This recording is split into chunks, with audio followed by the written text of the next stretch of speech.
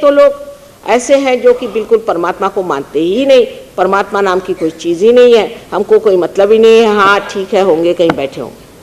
और दूसरे लोग ऐसे हैं कि जो मानते हैं वो ये कि जब तक हर एक पंडित जी के सामने सर न झुकाएं, इस सर को सिजदा करना मना है। ये सर जो है ये कोई हर एक आदमी के सामने सिजदा करने के लिए नहीं बना हुआ कि आप जाकर हर एक के सामने अपना सर रखें। यहाँ एकादश रुद्र की शक्तियाँ हैं।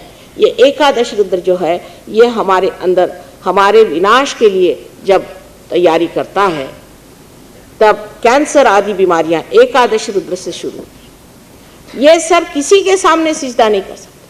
हाँ, जो सिर्फ इनकारनेशन हो उसके ही आगे आपको सिजदा करना चाहिए और किसी के आगे आपको सिजदा नहीं करना चाहिए। और इसीलिए बहुत सारे लोगों ने ये कहा कि आप सिजदा ही न करें तो अच्छा। ये सर सबके सामने झुकाने की जो आदत है ये बहुत गलत है। इसीलिए हम आपसे कहते हैं कि आप हमारे सामने भी इस वक्त सर न झुकाएं। जब तक हम हमें जानते नहीं, जब तक आपने हमसे कुछ लिया नहीं, जब तक आपने हमसे पाया नहीं, आप मेरे सामने भी सर मत झुकाएं। ये जो सिजदा करने की आदत हमारे अंदर पड़ी हुई है, उसी से हम लेफ्ट साइडेड हो जाते हैं। और कुछ गुलामी के 300 साल हमारे सर पे जो बैठ गए, उससे भी हम बहुत ही लेफ्ट साइडेड। गुलामी की वजह से हमें आदत पड़ गई है कि हम गुलामों की तरह हैं। अगर हमें अंग्रेजी भाषा ठीक से बोलनी नहीं आती तो हम सोचते हैं कि बहुत गुनाह हो गया, और हिंदी अगर हमें ठीक से बोलनी नहीं आती तो हमें उसमें कोई भी शर्म नहीं आती। बहुत से लोग ऐसे हैं कि कहते हैं कि हिंदी भाषा होनी नहीं चाहिए। हिंदी भाषा बोलने वाले लोग भी कभी भी ठीक से हिंदी नहीं बोलते। एक साहब बहुत हिंदी के लिए वक्तव्य दे रहे थे और हिंदी बोलते वक्त स्पष्ट को अस्पष्ट बोल रहे थे। स्पष्ट का अगर अस्पष्ट लगाई तो उल्टा ही हो जाता। इस तरह की हमारे अंदर ये जो गुलामी आ गई, उससे हम लोग लेफ्ट साइडेड लोग, हर चीज में हम गुलामों जैसे चल रहे हैं। कोई हमारे अंदर खुलापन नहीं है कि हम सोच सकते हैं कि इससे भी परे कोई चीज। अभी कोई भी आ गए पंडित जी महाराज या कोई काशाय वस्त्र पहन करके कोई गुरु जी आ गए तो हो गए उनके चरणों में सिजदा। भाई ये आदमी कौन है, कहाँ से आया?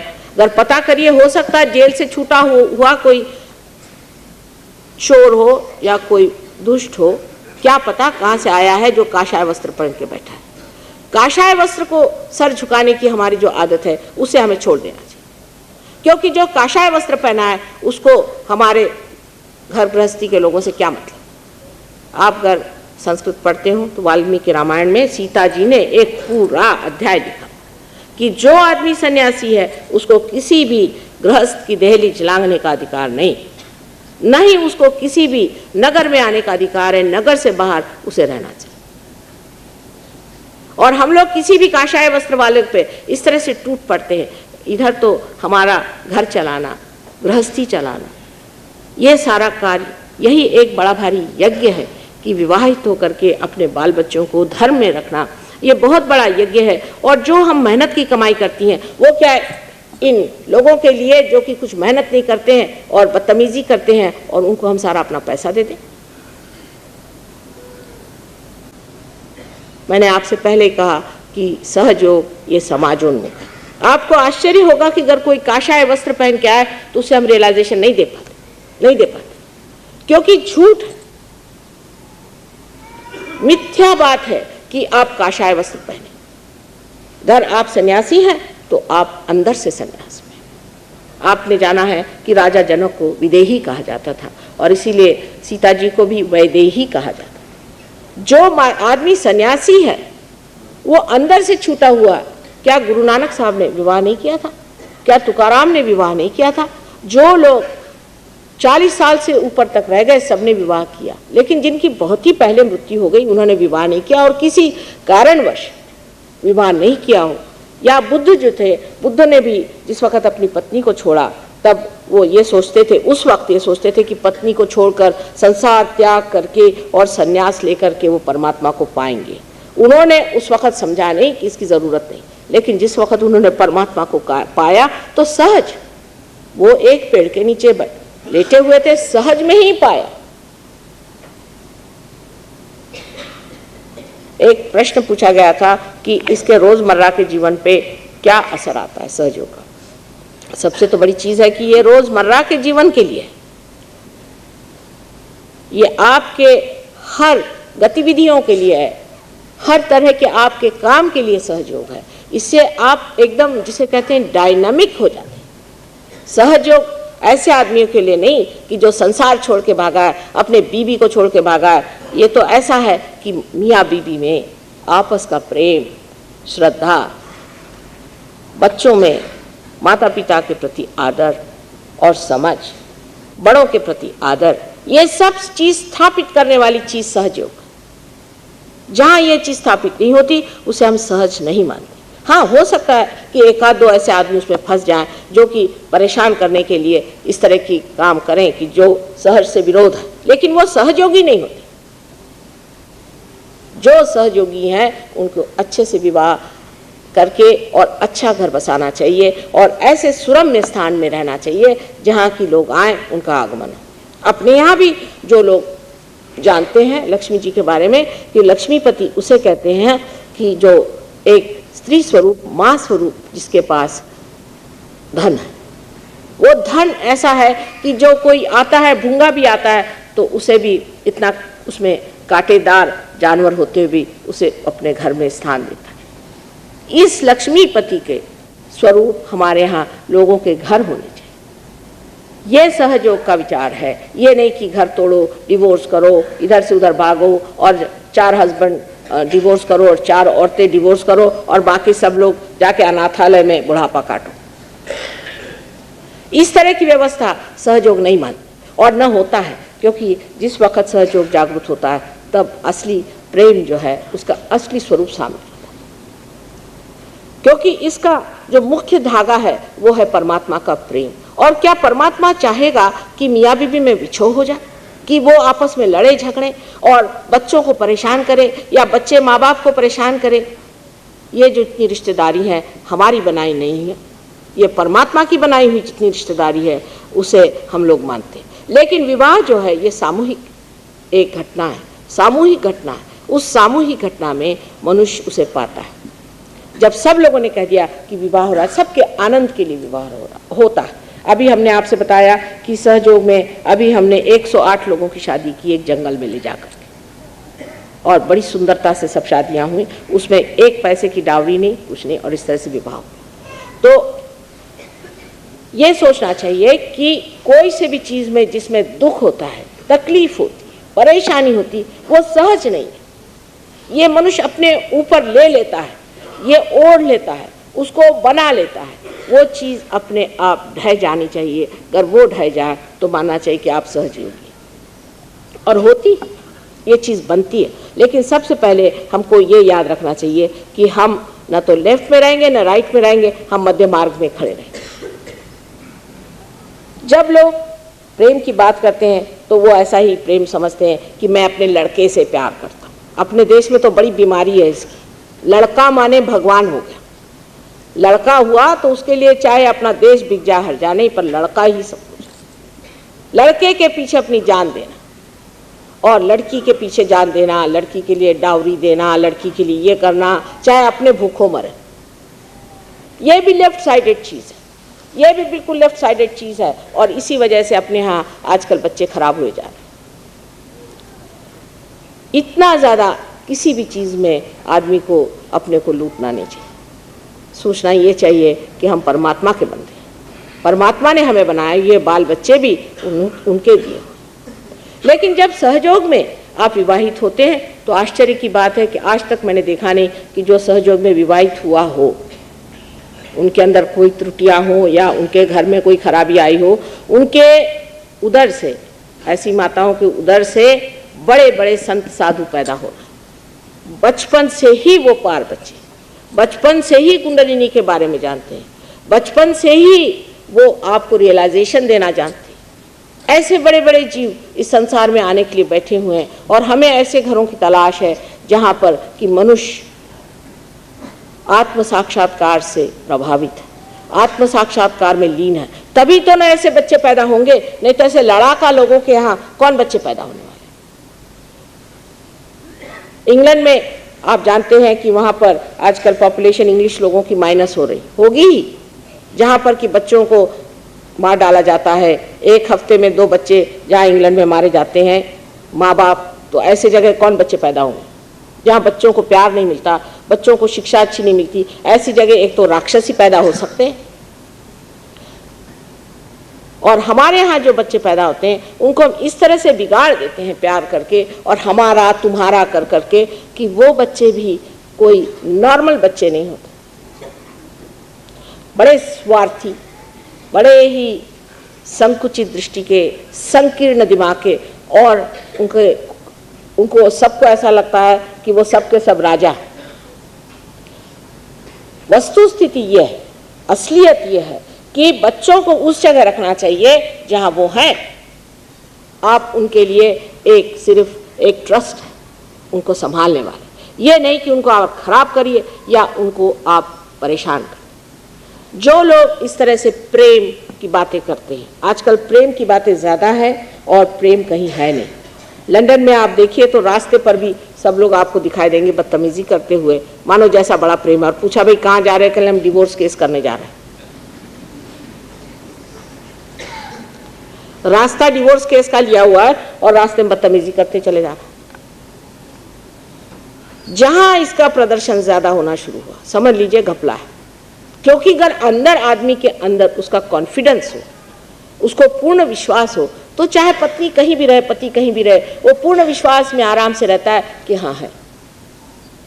और जहां वो डामाडोल मामला है, वहीं पे आप सोच लीजिए कि इसका बड़ा प्रदर्शन दिखाया जाता है, सबको दिखाया जाता है कि हाँ हाँ मैं कितना अपने पति को प्रेम करती हूँ और पत्नी को प्रेम करती हूँ। और ये प्रेम के बहाने जो दुनिया भर की चीजें हम लोग कर रहे हैं, उसकी कोई भी जरूरत नहीं। इतना कृत्रिम और इतना उथली ये चीज है कि बस 2-4 दिन शादी के बीतने दीजिए, फिर लट्ठम लट्ठी हो जाती शुरू। ऐसे प्रेम का कोई अर्थ भी होता है। और जब ऐसी औरतें जो कि रो रो के मेरे पति ने मेरे साथ ये किया, मेरा पति घर देर से आया, मेरा पति ये करती हैं, वो सब लेफ्ट साइडेड हो जाती हैं। और आदमी भी जो अपने औरतों के लिए इस तरह से रोते बैठते हैं, वो भी लेफ्ट साइडेड होते हैं। पर अपने आदमी और ही तरह के होते हैं, वो तो औरतों को मारने पे आमादा रहते हैं। जो औरतों की इज्जत नहीं करते वो सहयोगी नहीं हो सकते। यत्र नार्या पूज्यन्ते तत्र रमन्ते देवता। लेकिन औरत को भी पूजनीय होना चाहिए, ये नहीं कि उसकी पूजा हो पर वो स्वयं भी पूजनीय हो। ये एक सहयोग का अट्टहास है। अब यहाँ पर देखिए कि जब आप लेफ्ट साइड में चले जाते हैं तो आप बहकते ही चले जाते हैं। एक साहब बड़े दुखी, बहुत दुखी। मैंने कहा हुआ क्या? कहले भाई बड़ा मुझे दुख हो रहा। मैंने कहा क्या हुआ? कहले मुझे मेरे लड़के ने कहा कि पापा मुझे स्कूटर ले दो, मैं खरीद नहीं पाया। तो मैंने कहा क्या हो गया? आपको लड़के से कहना चाहिए कि भाई मेरी तनख्वाह इतनी है, मैं नहीं खरीद सकता, उसमें इतना आपको दुख होने की क्या बात है? साहब कहने मेरा बस चले तो मेरे बच्चों को मैं सारी दुनिया दे दूँ। मैंने कहा वाह वाह, क्या कहने आपके।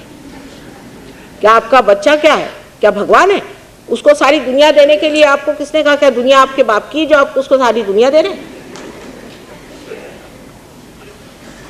ये सारी गलतफहमियां हिंदुस्तानियों के दिमाग से निकालना बड़ी मुश्किल बात है। अपने बच्चे के लिए या अपने और रिश्तेदारों के लिए भी फिर उसमें और इम्बैलेंसेस आते हैं। जैसे कि मेरे माँ है तो उसके लिए, मेरे बाप है तो उसके लिए, और इसके लिए और उसके लिए। आप अपने लिए जी रहे हैं, स्वार्थ में नहीं, परमात्मा के लिए। परमार्थ में आप अपने लिए जी रहे हैं, उसमें आपको किसी भी तरह की ऐसी स्थिति नहीं आएगी जिसमें आप एक ग्लानि उठानी पड़े। आप अपनी शान से रहिए। कोई होगा होगा, अपनी जगह अपनी शान से रहना चाहिए कि मैं भगवान के दरबार में बैठा हूँ। ठीक है, जो मेरे दरबार में आए, परमात्मा के दरबार में आए, वही मेरे रिश्तेदार। एक बार ईसा मसीह को किसी ने आके बताया कि तुम्हारे बहन और भाई बाहर आए।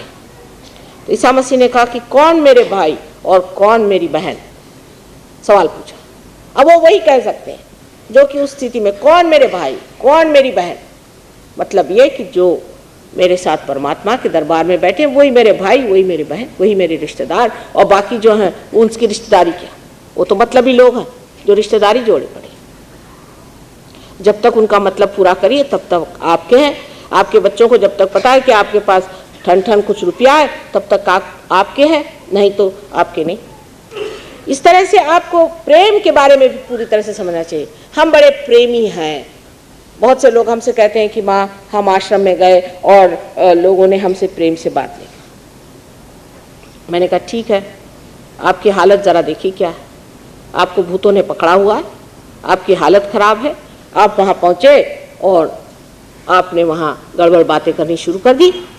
तो भूतों से तो प्रेम करने की कोई ज़रूरत नहीं, उनको तो झाड़े बगैर वो ठीक नहीं होते, 2 झाड़ लगाइए तब ठीक होते।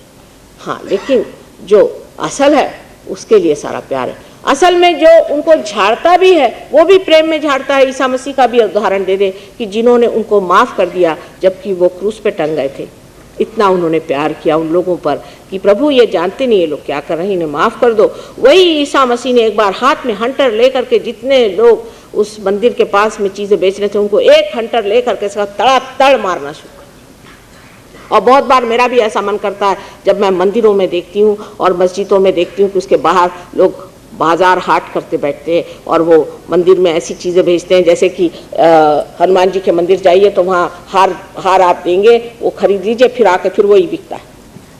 तो मन करता है कि एक हंटर लेके सबको मारा जाए खूब अच्छे से, जिससे इनकी तबीयत हरी हो जाए। लेकिन जो भक्त लोग हैं वो तो सोचते हैं कि वो हार बेचने वाला उसके भी पैर छू लूँ, फिर एक पत्थर दिखाई दिया उसके भी पैर छू लूँ, फिर कहीं और कुछ है वहाँ भी पैर छू लूँ, वहाँ भी 2 रुपये दे दूँ, वहाँ भी 4 रुपये दे दूँ, वहाँ भी 5 रुपये। वो सोचता ही नहीं, उसके आगे अंधेरा, अंधेरे में टटोल रहा है, उसको इसी में मजा आ रहा है। वो सोचता है कि भाई मैं तो श्रद्धा में ली। ये श्रद्धा नहीं, ये अंधविश्वास है। ऐसे लेफ्ट साइडेड लोग जो होते हैं जो कि ईड़ा नाड़ी के उस पार चले जाते हैं, जिनमें ये अधिक चीज़ हो जाती है, उनका हाल क्या होता है इसके बारे में आपको मैं बताऊं कि जैसे अब हरे रामा हरे कृष्णा वाले लोग, ये लोग हमारे ऑक्सफोर्ड स्ट्रीट में वो बोदियाँ इनके यहाँ बाज़ार में मिलती है, वो लगा करके, और धोती उनको पहनना नहीं आता, और वो हाथ में ढोलक ले करके और नाचते हैं, वो सब धोतियाँ गिरती, वो औरतें इतनी बेवकूफ़ जैसी, और उनसे पूछने जाइए कि भाई क्या कर रहे हो, क्यों ऐसा कर रहे हो, कृष्ण का नाम खराब, तो वो हरे रामा हरे कृष्णा वो सुनेंगे नहीं, वो सुनने के लिए तैयार नहीं, उनके दिमाग में वही बैठा है हरे रामा हरे कृष्णा करिए। उसमें से 2-4 लोग सहयोग में जब भी आए तो देखा उनको कैंसर हो गया ऑफ द थ्रोट। तो कहते कि थ्रोट में अगर यहाँ पे श्री कृष्ण का स्थान है तो हमें कैसे हो गया। भाई तुम कर क्या रहे हो, उनके साथ तो ज्यादती कर रहे हो। क्या ऐसा कृष्ण ने कभी किया था कि आप जा कर के रास्ते में वहाँ पर जहाँ पे सब आपके ऊपर हंसें और बुरी तरह से आप ये गोदियाँ लगा करके ढोंगबाजी करिए। ऐसे अनेक ढोंग लोग करते हैं, और वो ढोंग के पीछे में कभी कभी सच्चाई भी ये होती कि वाकई विश्वास भी करते कि सही बात, लेकिन कोई सी भी गलत बात को सही समझ करके और उसके पीछे लगना और अपनी ज़िंदगी बर्बाद करना बिल्कुल तामसिक स्वभाव। तामसिक लोगों में ये ज़रूर होता है कि वो एग्रेसिव नहीं होते, चीखते नहीं, चिल्लाते नहीं, मृदु भाषण होता है, मधुर लगते हैं, और उनकी बातचीत से लगता है कि बेचारे दुखियारे, पर दुख काहे को मनाना। एक बार सूरदास जी वल्लभाचार्य जो कि बड़े पहुँचे पुरुष थे उनके पास पहुँचे, और वहाँ उन्होंने अपना शुरू कर दिया कुछ कहना, तो वो उनको बड़ा आश्चर्य हुआ। उनका कि काहे गिगियावत हो, गिगियाने की क्या ज़रूरत है, जब परमात्मा आनंद स्वरूप है जिसके बारे में मैं कल बताऊंगी, जब वही सब कुछ सुख देने वाले हैं और वो चाहते हैं कि आप सुख लें, तो किस लिए आप दुख मना रहे हैं। और ऐसे दुख मनाने वाले लोग जब अपनी मर्यादाओं को लांघ जाते हैं, लेफ्ट साइड में चले जाते हैं, तो वो सामूहिक सुप्त चेतना जिसे कलेक्टिव सबकॉन्शियस कहिए उसमें चले जाते हैं। ये दूसरी चीज़ है जो कि बहुत भयंकर, इसी को भूत कहते हैं। अब इसको डॉक्टर लोग कहते हैं प्रोटीन 58 और प्रोटीन 52, क्योंकि उनको भूत कहने में ज़रा अड़चन जाती है। खुद भी भूत होंगे कोई मेरे ख्याल से, तभी उनको अड़चन जाती है, नहीं तो उसको कहते हैं प्रोटीन 52 प्रोटीन 58। कहले ये प्रोटीन हमारे अंदर उस जगह बना हुआ है जो हमारे क्रिएशन से हमारे अंदर बना है, मैंने सारे भूतकाल में, सारे पास्ट में जो बना हुआ है उस एरिया में ये प्रोटीन्स ऐसे होते हैं जो अटैक करते हैं, तभी कैंसर सेट इन होता है। वल्नरेबिलिटी कैंसर की अगर रहे तो रहती है, पर बहुत से डिजीजेस जो हैं वो इसलिए होते हैं क्योंकि वहाँ से उस एरिया में से ये जो चीज़ें आकर के हिट करती है। मैंने साफ साफ बात है, ये भूत है कि नहीं। जब से क्रिएशन हुआ है तब से हमारा जब से क्रिएशन हुआ है तब से हमारे अंदर जो जगह बनी हुई है, माने कौन सी जगह है उनको मालूम नहीं, तब कैंसर सेट इन होता है। तो जो लोग इस तरह के सर झुका के चलते हैं, ऐसे लोगों को कैंसर की बीमारी पहले होगी। ये तामसिक लोगों पर पहला असर करती है। पहले तो जो आदमी बहुत ज़्यादा दौड़ता है, बहुत ज़्यादा मेहनत करता है और बहुत ज़्यादा अपने सिंपैथेटिक नर्वस सिस्टम को चलाता है, उसको वल्नरेबल हो जाता है, माने वो इंतज़ामात उसके पास हो जाते हैं। और जब कभी भी वो ऐसे गलत आदमी के सामने सर झुकाता है, नहीं समझ लीजिए पॉलिटिशियन, खास पॉलिटिशियन लोगों को खासियत कि बड़े वो दौड़ेंगे, ये करेंगे, वो करेंगे, उसके बाद देखा किसी को कि कोई है आदमी पोजीशन का, सर झुका लिया, गए। ऐसा आदमी अपनी तैयारी कर लेता है कि किसी के सामने उसने इस तरह से सर झुकाया और अगर उसके अंदर भूत हो तो वो जरूर पकड़ा जाएगा, उसको कैंसर की बीमारी। ये सिंपैथेटिक नर्वस सिस्टम का चलना जो है ये हमारे अंदर चलता ही है, क्योंकि जब कोई सी भी इमरजेंसी आती है तो सिंपैथेटिक नर्वस सिस्टम हम इस्तेमाल करते हैं। जैसे कि हमें दौड़ना है तो दौड़ते वक्त हमारा हृदय ज़ोर ज़ोर से चलने लगेगा, हमारे दिल में धड़कन ज़ोर से होने लगेगी, यानी हम चाहें तो हमारे दिल की धड़कन हम बढ़ा सकते हैं। यह सिंपैथेटिक नर्वस सिस्टम से होता है। लेकिन जिस वक्त वो अपने आप ठीक रास्ते पे आ जाता है, अपने आप वो संतुलित हो जाता है, वो किससे होता है? वो पैरासिम्पैथेटिक से होता है। और जिस वक्त हम लोग बहुत ज़्यादा सिंपैथेटिक में चले जाते हैं तो हमारी लेफ्ट और राइट साइड अगर इस तरह से और बीच में अगर सुषुम्ना नाड़ी है और left and right hand side इस तरह से है तो ये हिल जाए, और ये अगर हिल गई तो हमारा जो संबंध पूरे से होल से है, जो हमारे ब्रेन के साथ संबंध है, वो टूट जाता है। तो हम लोग उसे मैलिग्नेंसी कहते हैं, माने ये कि आप अपने ही सवार हैं, आर्बिट्ररी जिसे कहते हैं, या उसे कहते हैं कि ऑन योर ओन, ये मैलिग्नेंसी। ऐसे जब आप हो जाते हैं इस तरह से तब, लेकिन ये होने के लिए, ऐसा होने के लिए भी एक ज़रूरी है कि कोई ना कोई ऐसा प्रोटीन आपके खोपड़ी पे सवार हो जाए। तो दो पर्सनालिटीज़ हमारे अंदर आते ही हमारे अंदर ये बीमारी आ जाए।